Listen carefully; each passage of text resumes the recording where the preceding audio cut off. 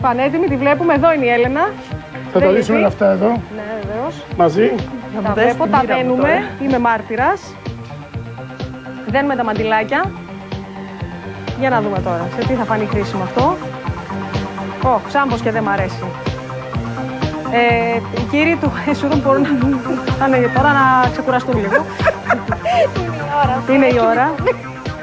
Κάνε να μας βλέπει η γυναίκα μου στην Κύπρο. Όχι, να μας βλέπει το εσουρού, η γυναίκα σας δεν με πειράζει καθόλου. Ειλικρινά σας μιλάω. 12 Απόστολοι καθένας με τον πόνο.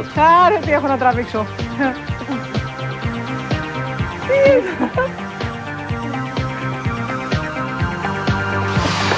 Λοιπόν, ούτε να περιγράψω τι βλέπουμε, δεν μπορώ, έχω ταραχτεί. Για να κάτσω. Για πάμε για χειροκρότημα, παιδιά. Ένα χειροκρότημα να δούμε τι θα βγει από εκεί τώρα. Προσέξτε τι θα βγει. Τι τραβάω, δεν το πιστεύω αυτό. Για άλλο θέμα ήταν καλεσμένη. Όχι, θα το κόψουμε στον αέρα. Όχι, εντάξει. Όχι, εντάξει, το φανταζόμαστε, μάγι μου, το φανταζόμαστε. Με το ένα. Όχι, Παναγία μου, Με το δύο. Δεν θα το ζήσω.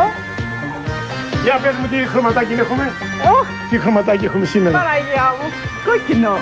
Τι το θέλεις στο κόκκινο και εσύ βάλε κάτι να κάνετε στο πλάνο, βάλε να Για να δω αν είναι κόκκινο. Είναι κόκκινο, παιδιά. Κόκκινο είναι. Λοιπόν, να σας πω κάτι να πω μπροστά σας, παρακαλώ πάρα πολύ. Ένα. Πες το. 2, 3. Είναι μαύρο, θα γίνω ρόμπα. Πήγε από εκεί. Με το 2, με το 3. Παιδιά, χειροκρότημα.